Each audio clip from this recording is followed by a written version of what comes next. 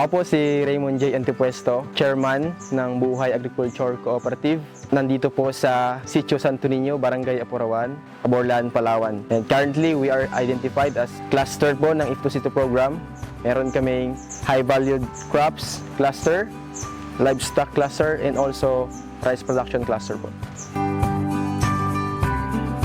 Nagsimula po yung aming samahan, ang aming kooperatiba. Grupo ng mga young professionals, kasama ng ibang mga farmers. So nagsimula kaming mangarap. Mahirap mangarap kasi kailangan maniwala, and pag naniwala ka, may kailangan kang gawin. So nagsimula yan na 2 years ago. So nung pagdating ko po ng galing ng Israel, nakita ko kung gaano kaganda yung Israel at kung paano sila nagsasama-sama. Meron silang mga community na tinatawag na kibbutz. So pag uwi ko ng Palawan, nagsama-sama kami ng mga kaibigan ko, and then nag-isip kami paano tayo makatulong sa community. So nagbuo kami ng grupo, tinawag namin Kibbutz Association. Madaling mangarap pero nung nag-emerge na kami sa community, doon namin mas nakita yung bigat. Hindi pala madali magsama-sama at hindi rin madali mag-transform ng community. Nung nagbuo na kami ng association, pinag-ipon namin yung mga farmer. At that time, wala pang If2C2. So ang hirap kasi kanya-kanya yung mga farmer, kanya-kanya ng diskarte. Pero nung dumating po yung If2C2, nagkaroon kami ng pag-asa na subukan natin, gawin natin. Sa tulong po ng If2C2, kami po ay naging beneficiary ng pag-alaga ng kambing.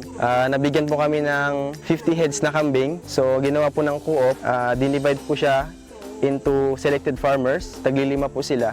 So ngayon po, nandito tayo ngayon kay Kuya Noel, isa po sa ating beneficiary ng co-op.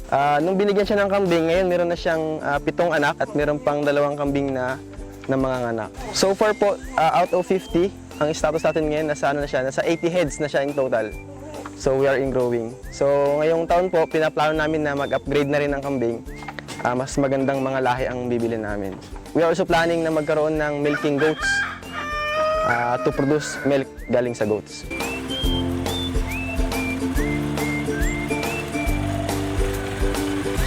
Sa tulong po ng If2C2, maganda yung nangyari sa aming kooperatiba kasi hindi lang kami nakatutok sa high-valued crops. Kanina pumunta rin tayo sa livestock kung saan meron tayong mga goats na pinaparami ng bawat farmer. So dahil po sa If2C2 program, nagkaroon din kami ng chance to collaborate with other association and co-ops to produce rice. So ngayon meron po tayo ditong balayan, and ang kagandahan po dito sa amin is kami ay irrigated.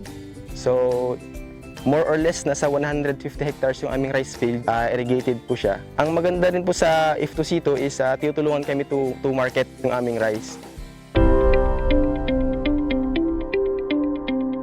Amin po ang cooperative, malaki yung naitulong sa amin ng If2C2 program.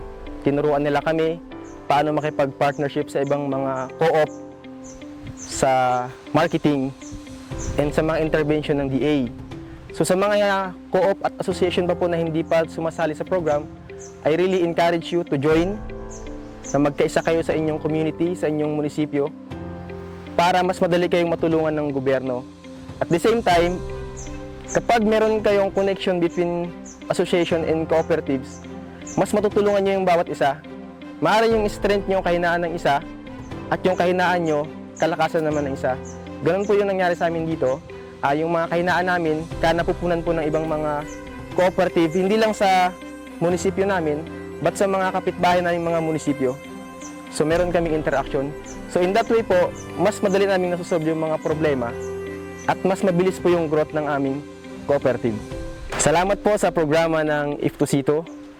And with that, we are able to collaborate and build projects with DOST, Project Zacchaeus, High Valued Crops Development Program, WPU, USAID, DAR, CDA, BSWM, and Balik Probinsya Program, and also with the Municipality of Aborlan. So maraming salamat po sa program ng If2C2, and we are able to collaborate with other agencies.